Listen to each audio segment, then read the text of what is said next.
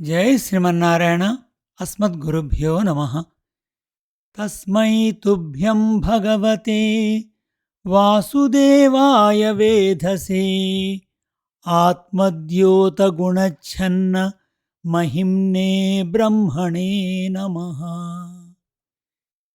వసుదేవపుత్రుడవగు నీవే సృష్టికర్తవగు భగవానుడవు. నీ వలన ప్రకాశించే సత్వాది గుణములు నీ యథార్థ స్వరూపమును కప్పివేయును. అట్టి పరబ్రహ్మవగు నీ కొరకు నమస్కారము. 10th Canto 10th Chapter 33rd Prayer.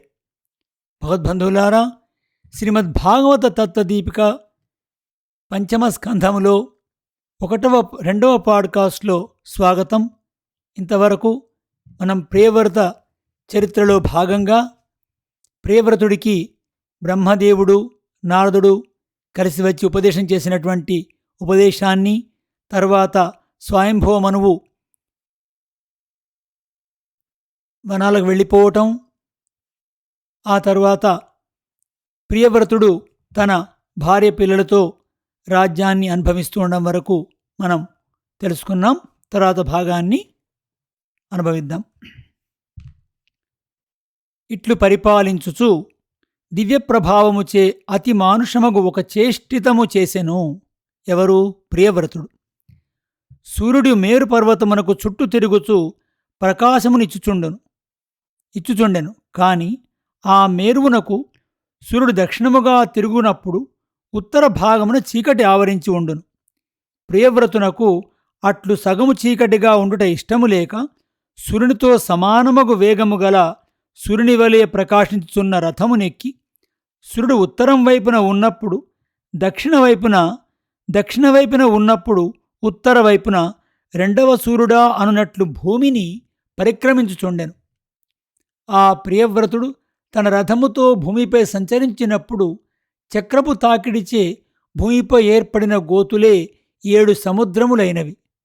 మేరు పర్వతమునకు చుట్టూ భూమిపై అతడు 7 సార్లు తిరిగెను. కనుక 7 సముద్రములు ఏర్పడినవి. ఆ సముద్రముల మధ్య భాగము ద్వీపములుగా ఏర్పడెను. జంబూద్వీపము, ప్లక్షద్వీపము, శాల్మలి ద్వీపము, కుశద్వీపము, క్రౌంచద్వీపము, శాకద్వీపము, పుష్కరద్వీపము అని ఆ ద్వీపముల పేర్లు. ఒక ద్వీపము కంటే ఒక ద్వీపము 2 రెట్లు అధిక పరిమాణము కలవి అయి ఉండెను. 7 సముద్రములకు లవణ సముద్రము, ఇక్షు సముద్రము, సురా సముద్రము, దధి సముద్రము, మండోద సముద్రము, శుద్ధోద సముద్రమని పేర్లు. ద్వీపములకు అగర్తల వలె సముద్రములుండెను.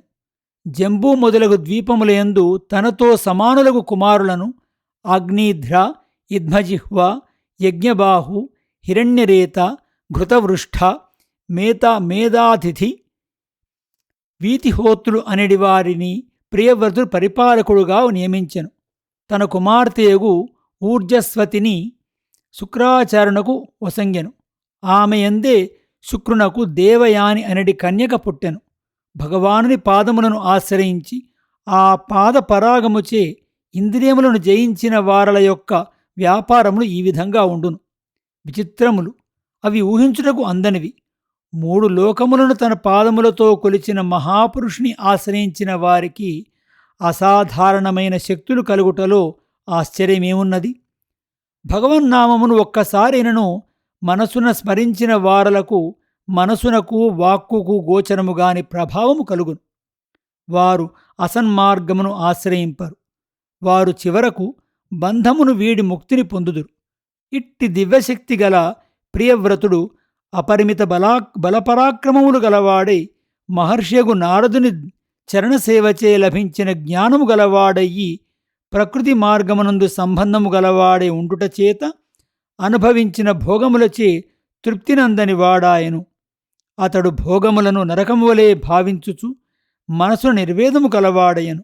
అయ్యో, నేను మొదట నివృత్తి ధర్మముతో ఉండెడివాడను. మనసున బాధించడి ఇంద్రియములు నన్ను వంచినవి. అజ్ఞానముచే విషయభోగమునందు బుద్ధి ప్రసరించినది. విషయములే గడ్డి ప్రాకిన నూతులు, అందులో నేను పడవేయబడితిని. ఈ బర్హిష్మతి విలాసమునకు వినోద మృగమునైతిని. అని తనను తాను నిందించుకొనెను. ఈ విధముగా భగవదనుగ్రహంచే లభించిన ఆత్మవిమర్శ గలవాడై తనను అనుసరించి ఉండెడి కుమారులకు సప్తద్వీపములతో నిండిన భూమిని పంచి ఇచ్చి తాను ఇంతకాలము అనుభవించిన భార్యను శవమును చూచినట్లుగా అపవిత్రముగా భావించి ఐశ్వర్యమును మహిషేగు బర్హిష్మతిని కూడా తప్పు చేసి తినని పశ్చాత్తాపముతో విడిచిపెట్టాను. భగవత్ప్రభావములను భావించుండెని నారదుని సేవించుచూ ఉండవలనని గంధమాధన పర్వతమున కేగెను. ప్రియవ్రతుడు చేసిన కర్మలను కీర్తించుచూ కొందరిట్లు పాడి, సర్వేశ్వరుడు తప్ప ప్రియవ్రతుడు చేసిన పనిని ఎవరు చేయగలరు? తన చక్రముచే ఏర్పడిన గోతులచే సప్త సముద్రమును ఏర్పరిచినాడు. ద్వీపములుగా భూమిని విభజించినాడు. దివ్యమైన భోగములను గాని మనుష్యలోకములో నుండి సుఖములను గాని యోగముచే కలిగడి అణిమాది సిద్ధులను గాని అతడు నరకంగా భావించినాడు. పరమపురుషుని భక్తులే తనకు ఆత్తులని ప్రేమతో సేవించినాడు. ప్రియవ్రతునకు సాటి చెప్పగలిగిన వారు ఎవ్వరునూ లేరు. ఈ విధంగా ప్రియవ్రతుడు రాజ్యమును పాలించి విరమింపగా అతని ఆజ్ఞను అనుసరించి పెద్ద కుమారుడు జంబూద్వీపమును పాలించెను. ప్రజలను తన కన్నబిడ్డలను కాపాడినట్లు కాపాడెను. అతనికి సంతానము కలిగిన గాని పితృలోక ప్రాప్తి ఉండదని సంతానమును కోరి మందర పర్వతమున ఏకాగ్రచిత్తముతో ప్రజాపతులందరకు ప్రభువగు బ్రహ్మను సకలోపచారములతో ఆరాధించెను. అతని ఆరాధనను ఎరింగి తన ఆస్థానములో గానము చేయుచున్న పూర్వచిత్తి అను పేరుగల అప్సరసను అతని వద్దకు పంపెను. ఆమె యందు అతడు సంతానం పొందవలనని పంపెను. కాని తపోవిఘ్నమునకు కాదు. ఆమె అగ్నిధ్రునిని ఆశ్రమ ప్రాంతములో సంచరించుచుండెను. ఆ వనమునందు వృక్షములను అల్లుకొని లతలు, ఆ లతలపై జంటలు జంటలుగా పక్షులుండెను. పక్షులు మధురముగా కూయిచుండెను. అందు జలాశయములలో కూయుచున్న జలపక్షులు సుందరముగా ఉండెను. ఆమె ఉద్యానవనమున లలితముగా అడుగులిడుచు విలాసముగా నడుచున్నప్పుడు ఘల్లు ఘల్లుమని ఆమె కాలియందలు ధ్వనిని విని అగ్నిధ్రుడు సమాధియందు నేత్రములు మూసుకొని ఉన్నవాడు నేత్రములు విప్పి చూచెను. ఆమె తుమ్మెద పుష్పమును వాసన చూచున్నట్లు వాసన చూచుచూ నిలిచి ఉండెను. ఆమె నడకలు, ఆమె విహారములు, ఆమె బిడియముతో జంకుచు చూచడి చూపులను దేవతలను మనుషులను కూడా ఆకర్షించినవై ఉండెను. అట్టి పూర్వచిత్తిని చూచి అగ్నిర్ధుడు కామవరపరవశుడాయెను. ఆమెనిట్టు ప్రశ్నించెను, నీవెవరవు? ఈ పర్వతమునందు ఏమి చేయుటకై తిరుగుచున్నావు? నీవు స్త్రీరూపము దాల్చిన పరదేవతా స్వరూపుడవగు భగవానుడవా? ఆమె కనుబొమ్మలను చూచి ఏమి నారి కట్టకుండా 2 విలులను ధరించి ఉన్నావు. మంచి హృదయము గల నా వంటి వాని కొరకు వింటిని ప్రయోగింపవచ్చితివా? లేక మృగములను వేటాడవలనని విల్లుదాల్చి వచ్చితివా? ఆమె చూపులను చూచి, ఏమి ఈ బాణములు? శతపత్రములను పోలి ఉన్నవి, మెల్లమెల్లగా సాగుచున్నవి. వాడి అయిన మొనలు లేకపోయినను సుందరముగా ఉన్నవి. నీవీ బాణములను ఎవరిపై ప్రయోగించదలిచి ఉన్నావు? నీ బాణములను వింటిని చూచిన మాకు భయమగుచున్నది. నీ పరాక్రమము మా వంటి జడబుద్ధులకు క్షేమమును కలిగించుకాక. ఆమె శరీరపు పరిమళమును అఘ్రాణించి వెంటనంటి వచ్చుచున్న తుమ్మెదలను చూచి ఇట్లనుచున్నాడు, ఇదిగో నీ శిష్యులు నీ వెంటనంటి నీ కేశముల నుండి జారిన పుష్పములు చుట్టూ ఆశ్రయించుచున్నవి. ఋషులు వేదశాఖలను నేర్చుటకు గురువులను ఆశ్రయించినట్లు ఈ తుమ్మెదలు నీ శిష్యులై నీ వెంటనంటి వచ్చుచున్నవి.